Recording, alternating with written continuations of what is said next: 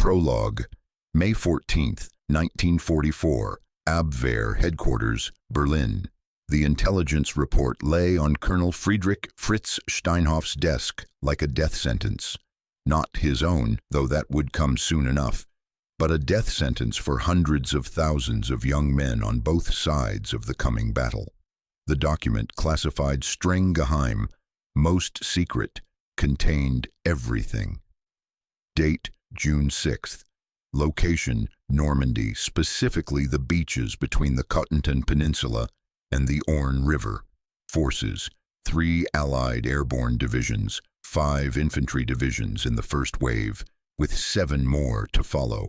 Naval support, over 6,000 vessels. Steinhoff's single good eye, the left, had been lost to Russian shrapnel at Moscow in 1941, traced the typed lines again, though he'd already memorized every word.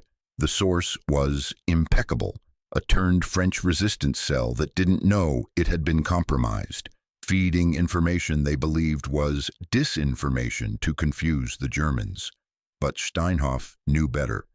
His 30 years in intelligence, starting as a junior officer in 1914, had taught him to recognize truth through layers of deception.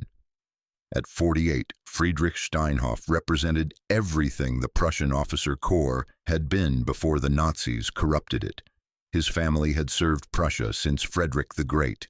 His grandfather had fought at Königgrätz, his father at the Marne. The Steinhoffs believed in duty, honor, and Deutschland, not the Führer, not the party, but the eternal Germany that existed before Hitler and would, God willing, exist after. The problem was that this intelligence, if delivered to the Führer's headquarters, might actually work. Steinhoff rose from his desk and walked to the window overlooking Tirpitzufer. The Landwehr Canal flowed peacefully below, its waters reflecting the spring afternoon sun. Berlin looked almost normal today, though the bombing raids would resume tonight. They always did. He pulled a silver cigarette case from his uniform pocket, a gift from his wife Helena on their 20th anniversary, engraved with their wedding date. Helena was in Bavaria now with their son Klaus, 17 and mercifully too young for the front. At least for a few more months. Lighting the cigarette, Steinhoff confronted the equation that would define whatever remained of his life. If he delivered this intelligence as required by duty and oath, the Wehrmacht could reposition its forces. The 15th Army at Pas de Calais could shift south. The 7th Army in Normandy could be reinforced. The panzer divisions held in reserve could move into position. The invasion might not be stopped. American industrial might was too vast for that, but it could be bloodied badly enough to fail. Failure at Normandy would mean the war continued for another year, perhaps 2. More firebombing of German cities, more concentration camps operating, more Jews murdered, more young Germans dying for a regime that had already lost any claim to honor. Success at Normandy, paradoxically, might end the war sooner. The Allies would regroup, strike again with even greater force. But in the meantime, how many hundreds of thousands would die in that regrouping? The real question, Steinhoff realized, was whether Germany could be saved by winning battles for Hitler or only by losing them. He'd seen the camps. Not officially. His position in Abwehr meant he was supposed to know nothing about the final solution. But Admiral Canaris, before his arrest, had ensured certain officers understood what was being done in Germany's name. Steinhoff had read the reports from Poland, Auschwitz, Treblinka, Sobibor, the systematic murder of millions, documented in meticulous German efficiency. This was what victory for the Third Reich meant. Not just continued war, but continued genocide. Every day Hitler's regime survived. More innocents died in those camps.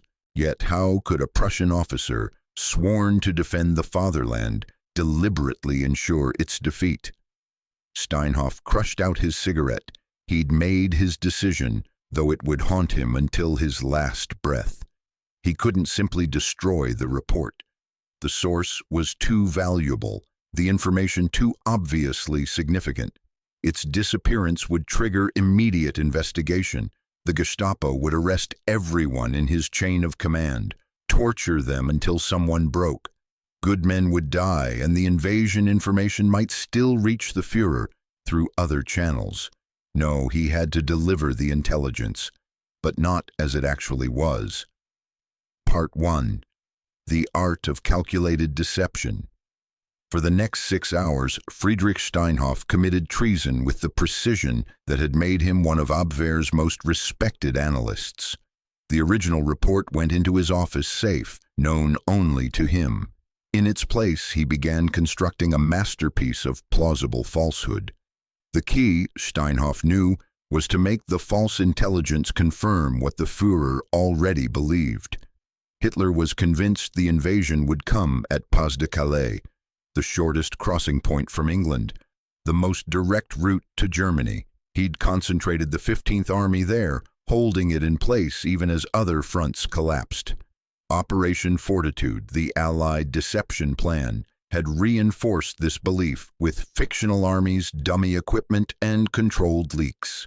Now Steinhoff would add what appeared to be definitive confirmation from an impeccable source. He retyped the report, his fingers steady despite the enormity of what he was doing. Location: Pas de Calais, primary landing zones between Calais and Boulogne-sur-Mer. Date: late July, specifically the period between July 22nd and July 29th, depending on tides and weather. Forces: 8 infantry divisions in first wave, reality 5. 5 armored divisions in immediate follow-up, reality none, supported by Lieutenant General George Patton's 1st United States Army Group, FUSAG. Reality FUSAG didn't exist, but German intelligence believed it did. Normandy, feint operation scheduled for late May or early June, designed to draw German reserves west before the main assault at Pas de Calais. Every detail was calibrated, not so perfect that it seemed fabricated, but convincing enough that it would bypass the healthy skepticism of professional intelligence officers and reach the Führer's desk.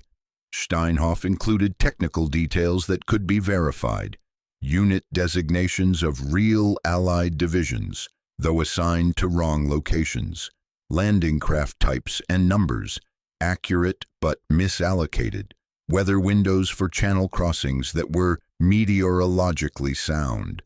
The genius of the deception was that it told the Germans what they wanted to hear while being just plausible enough to pass scrutiny. At midnight, Steinhoff placed the falsified report in his outgoing classified documents pouch. His clerk, Feldwebel Werner Dietrich, would courier it to OKW, Oberkommando der Wehrmacht, in the morning. Only then did Steinhoff allow himself to confront what he'd done. He'd broken his oath, violated his honor, betrayed his uniform and his nation. Or had he? Steinhoff pulled out the silver cigarette case again, studying Helena's inscription. To Fritz, who always does what's right, even when it's hard. She'd meant it as encouragement for difficult decisions within the bounds of duty. She couldn't have imagined this. But wasn't this, in its own terrible way, doing what was right? Germany would lose this war. That was mathematical certainty now. The only questions remaining were how many would die before the end, and what Germany would be when it was over. If Hitler stopped the invasion, he'd claim divine providence, tighten his grip on power, continue the war until Germany was literally erased from the map. The country would be occupied, partitioned, perhaps cease to exist entirely. If the invasion succeeded, if the Western Allies established themselves in France quickly, they might reach Berlin before the Soviets. Germany might survive as a nation, might rebuild, might rejoin civilization. Steinhoff was sacrificing military victory to save Germany's soul. The rationalization didn't make him feel better. It simply made the burden bearable. Part 2. The Machinery of Trust. May 17, 1944. The falsified intelligence reached Fremde Heere West, foreign armies west, the intelligence section analyzing the Western Allies.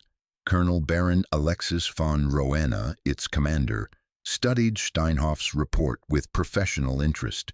Von Roena was himself playing a dangerous game. He'd been feeding the High Command inflated estimates of Allied strength, hoping to convince Hitler that the war was unwinnable. But this report from Steinhoff seemed to contradict months of careful analysis, suggesting Normandy as the likely invasion point. Yet the source was excellent. Steinhoff's reputation was impeccable. The details were specific and verifiable. Von Roena made a decision that would help doom the Third Reich. He endorsed Steinhoff's intelligence and forwarded it upward. May 20th, 1944. Field Marshal Gerd von Rundstedt, Commander-in-Chief West, received the intelligence summary during his morning briefing at his headquarters in Saint-Germain-en-Laye. The report confirmed his own analysis. Pas de Calais was the logical target. The Normandy speculation from other intelligence sources, particularly the skeptical assessments from Rommel's staff, could be disregarded as Allied deception. Rundstedt ordered the 15th Army to maintain position at Pas de Calais and instructed that panzer reserves not be repositioned westward without his explicit approval. May 25, 1944. The intelligence reached Berchtesgaden. Adolf Hitler read it during his afternoon conference, then smiled for the first time in weeks. "You see," he told his assembled generals, "I've said from the beginning they would strike at Calais. Now we have confirmation from impeccable sources. The enemy believes we've been deceived by their Normandy theater, but we are too clever for them." General Alfred Jodl, Chief of Operations Staff, studied the report. "My Führer, we should still consider—" "There is nothing to consider," Hitler interrupted. "Patton will lead the main assault at Calais in late July. The Normandy operation, whenever it comes, will be a diversion. We will crush it, then destroy Patton when he makes his true landing." The order went out. 15th Army to remain at Pas de Calais. 7th Army in Normandy to maintain current dispositions. Panzer reserves to be held centrally, available to move toward Calais when the main invasion came. Friedrich Steinhoff's falsified intelligence had achieved exactly what he'd intended. It told the Germans what they wanted to hear, and they believed it absolutely. Part 3. The Moral Calculus, June 1st, 1944. Steinhoff's office, late evening.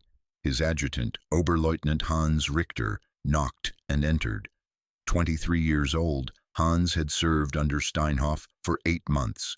The young officer reminded Steinhoff painfully of his own son. Same earnest dedication, same unquestioning belief in duty. "Herr Oberst, I wanted to thank you personally," Hans said. "My brother Martin's unit has been reinforced at Calais. They were worried about being transferred west, but now, with your intelligence confirming Calais as the target, they can properly prepare their defenses."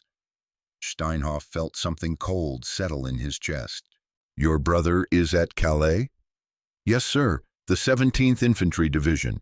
He writes that they're confident now. Your intelligence has given them certainty about where the enemy will strike. They're grateful, sir. My whole family is grateful." After Hans left, Steinhoff sat in darkness for an hour.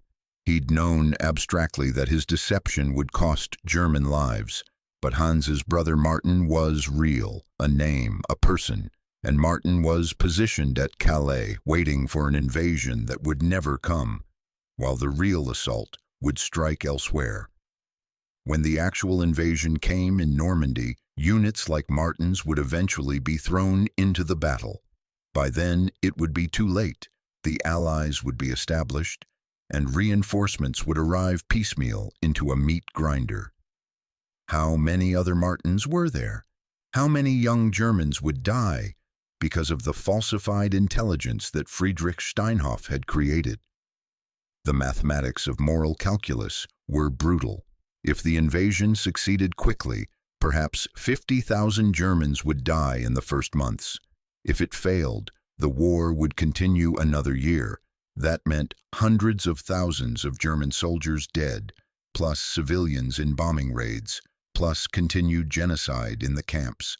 50,000 deaths to prevent 500,000 deaths. Murder arithmetic, but arithmetic nonetheless. Steinhoff pulled out his flask, a habit he'd acquired in Russia, where vodka was the only thing that made the cold bearable. Tonight the cold was internal. He'd made his choice. He would live with it or die with it. But he would not pretend it wasn't built on the graves of men like Hans's brother Martin. Part 4. D-Day, June 6, 1944, 0200 hours, Abwehr headquarters. Steinhoff was awakened by frantic pounding on his apartment door. Feldwebel Dietrich stood in the hallway, disheveled and breathless. Herr Oberst, the invasion has begun. In Normandy, airborne troops are landing across the Cotentin. Naval bombardment has started. Steinhoff dressed quickly, his mind racing. This was it, the moment when his deception would either succeed completely or be exposed as catastrophic failure. At headquarters, chaos reigned. Officers crowded around maps, radios crackled with fragmentary reports, and telephones rang constantly. General der Flieger Josef Schmid, head of Luftwaffe intelligence in the West, grabbed Steinhoff the moment he entered. "Your report said Calais. How could your source have been so wrong?" Steinhoff forced himself to remain calm. The report was specific about Normandy being a feint. This could still be exactly that, designed to draw our reserves west before the main assault. Or your source was compromised and fed us disinformation. That's possible, Steinhoff admitted. But consider, the forces being reported in Normandy are substantial, yes, but not overwhelming. Where is Patton? Where is Fusag? They are not in this assault. That suggests reserves being held for the main effort. The argument, crafted in advance, found receptive ears. Nobody wanted to believe that Germany's intelligence had failed so completely. Better to believe this was the expected feint, and the main blow was still to come. By 0800 hours, the pattern was clear. Wehrmacht commanders in Normandy were screaming for reinforcements, particularly panzer divisions. But the High Command, influenced by Steinhoff's intelligence, hesitated. What if this was the diversion? What if they stripped Calais only to face Patton's assault there? Hitler himself, awakened late because nobody dared disturb his sleep, declared upon hearing the news, "The real invasion is still to come at Calais. This is the enemy's feint, just as our intelligence predicted." The panzer reserves stayed put. The 15th Army remained at Calais. And in Normandy, American, British, and Canadian troops clawed their way off the beaches against fierce but limited resistance. By nightfall June 6th, the Allies had established 5 beachheads. The invasion that might have been thrown back into the sea in the first hours was succeeding. Friedrich Steinhoff, watching the reports flow in, knew he'd succeeded. Germany would lose Normandy, lose France, lose the war, and thousands of Germans were dying because of the intelligence he'd falsified, including perhaps Oberleutnant Hans Richter's brother Martin. Part 5. The Unraveling, June 15, 1944. The situation in Normandy was deteriorating rapidly. American forces had cut across the Cotentin Peninsula, isolating Cherbourg. British forces were fighting in the Norman Bocage, and still the High Command kept waiting for the real invasion at Calais. But questions were being asked. How had the intelligence been so wrong? How had a source with Steinhoff's reputation produced analysis so catastrophically mistaken? SS Obergruppenführer Ernst Kaltenbrunner, who'd taken control of the security apparatus after Canaris's arrest, ordered an investigation into the intelligence failure. June 28, 1944. 2 Gestapo officers appeared at Steinhoff's office. Criminalrat Friedrich Panzinger, accompanied by an unnamed subordinate. "Herr Oberst, we have questions about your intelligence report of May 14th. Panzinger said pleasantly. The pleasantness made it more menacing. Please accompany us to Prince Albrecht Strasse, Gestapo headquarters, the place where screams came from the basement at all hours. Steinhoff had known this moment would come. He'd prepared as best he could. At Prince Albrecht Strasse, they didn't use torture immediately. That would come later. First, they wanted to understand the intelligence chain. Who was your source for the Calais intelligence? Panzinger asked. I cannot reveal that, Steinhoff said. Protection of sources is fundamental to intelligence work. The source was obviously compromised. We need to identify how the enemy turned them. Or, Steinhoff said carefully, my analysis was correct and Normandy is still the feint. The main assault hasn't come yet. Panzinger smiled. It's July. Your report said late July for the Calais landing. We're approaching that window. Yet the Americans are fighting for every hedgerow in Normandy. Does this seem like a feint? Steinhoff had no answer that wouldn't incriminate him. The interrogations continued for days. They were professional, methodical, gradually tightening the noose. Part 6. The July 20th Connection, July 19th, 1944. In his cell, they'd arrested him formally now. Steinhoff heard about tomorrow's conference at Wolfschanze. He'd been invited before his arrest. His expertise on Allied intentions was considered valuable for the strategic planning session. What the Gestapo didn't know, and what Steinhoff would never reveal, even under torture, was that he knew about the bomb. Not the specifics. Colonel von Stauffenberg had been too careful for that. But through the whisper network that connected old Prussian officers, Steinhoff knew that something was planned. A final attempt to remove Hitler before Germany was completely destroyed. Steinhoff had been asked obliquely whether he would support such an action. He'd indicated that he would, though he wouldn't participate directly. His work was intelligence, not assassination. Now locked in a Gestapo cell, he wondered if Stauffenberg knew he was already compromised. Would tomorrow's attempt proceed? Should Steinhoff try to warn them somehow? He decided against it. The attempt had to be made. Germany's honor demanded it, and if he tried to send a warning, he'd only compromise more people. July 20th, 1944. The bomb exploded at 12:42 hours. Hitler survived. The news reached Prince Albrecht Strasse within an hour, followed by orders to intensify all ongoing interrogations. Anyone suspected of disloyalty was now suspect in the plot. Panzinger returned to Steinhoff's cell that evening. The Führer has survived an assassination attempt by traitorous officers. Your connection to some of the conspirators is known. We also know your intelligence failure enabled the enemy invasion. What we don't yet know is whether these facts are related. They're not, Steinhoff said. It was technically true. His falsified intelligence had nothing to do with the July 20th plot. We'll see, Panzinger said. We have methods of determining truth. The torture began that night. Part 7th. The Price of Conscience. They broke 2 of Steinhoff's fingers the first session. Professional work, painful enough to be excruciating but not debilitating enough to prevent him from writing confessions. The interrogators wanted names. Who else knew the source? Who had helped prepare the intelligence? Who might have known it was falsified? Steinhoff gave them nothing because there was nothing to give. He'd worked alone. The falsification was his alone. You expect us to believe, Panzinger said during the third session, that a respected intelligence officer with 30 years of service suddenly produced catastrophically wrong analysis by accident? No one is that incompetent. Either you were duped by the enemy or you deliberately provided false intelligence. I reported what my analysis indicated, Steinhoff said through swollen lips.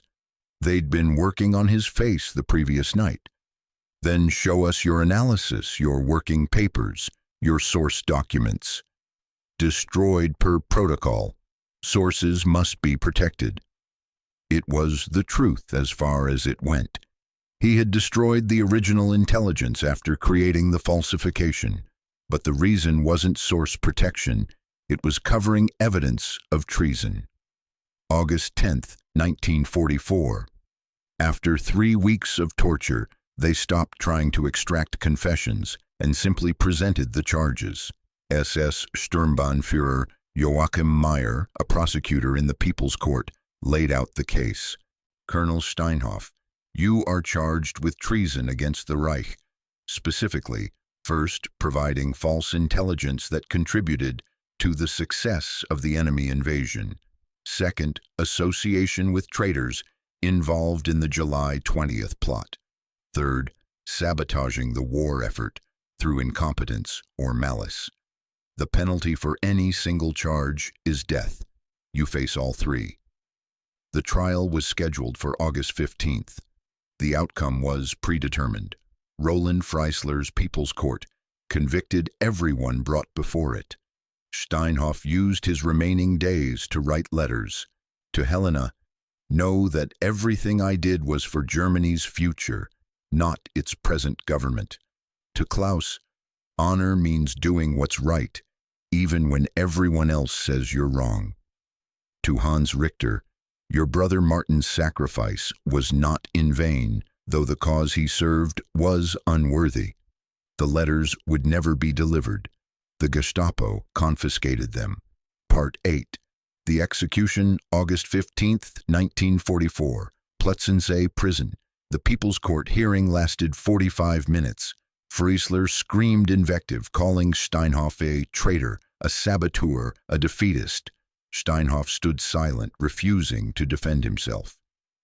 Have you nothing to say? Freisler demanded. I served Germany with honor, Steinhoff said.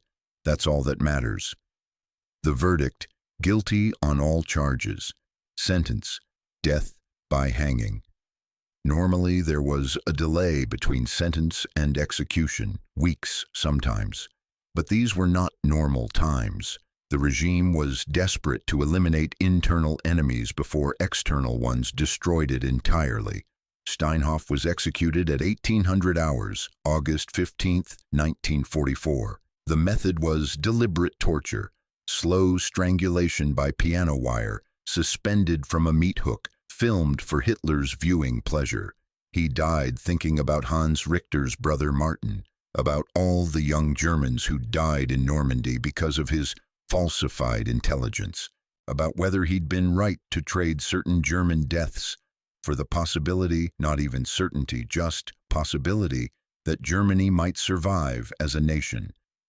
His last coherent thought before consciousness faded was a prayer, not for himself, but for Germany. Let something good come from this. Let it have been worth the price. Part 9. The Silence. Friedrich Steinhoff died officially labeled a traitor. His name was stricken from military records. His wife Helena and son Klaus were interrogated repeatedly, suspected of knowing about his treason. They knew nothing, and eventually the Gestapo accepted this, but they told Helena that her husband had been executed for providing intelligence that enabled the Allied invasion, that he had either been duped by the enemy or had deliberately falsified reports. Helena, who'd known Fritz for 26 years, considered both options. Her husband had not been the type to be duped. His intelligence work was too meticulous, too careful, which meant she never spoke the conclusion aloud, not even to Klaus, but she knew. Fritz had deliberately sent the Wehrmacht toward Calais, while knowing the invasion would strike Normandy. The question that haunted her until her death in 1962 was, had he been right? Part X. The recognition, September 1958, Frankfurt, West Germany. Klaus Steinhoff, now 31 and teaching history at the university, received a visit from an American, retired Brigadier General Robert Manning, U.S. Army Intelligence. I served in OSS during the war, Manning explained. After the war, as we processed German intelligence archives, I encountered your father's work. Klaus stiffened. My father was executed as a traitor. Your father, Manning said carefully, was one of the bravest men I've never met. He explained what he'd discovered in the archives, the original intelligence about D-Day that Steinhoff had received, the falsified report he'd created, the systematic way he'd misdirected German forces toward Calais. Your father knew the real invasion plans. He deliberately sent German forces to the wrong place at the wrong time. He did this knowing he'd likely be discovered and executed. Klaus sat in stunned silence. We estimate, Manning continued, that your father's intelligence deception shortened the Normandy campaign by 6 to 8 weeks. That translates to approximately 150,000 casualties avoided, Allied and German combined. More importantly, it ensured the Western Allies established themselves in France before the Soviets could advance further west. He committed treason. He saved Germany, Manning said. If the invasion had failed at Normandy, the war would have continued another year minimum. More bombing, more deaths, and the Soviets would have reached the Rhine before we did. Your father ensured that at least half of Germany remained in the Western sphere. The Federal Republic exists, in part, because of what he did. Klaus struggled with this. But the soldiers who died at Normandy because they were in the wrong place would have died anyway, Manning said gently.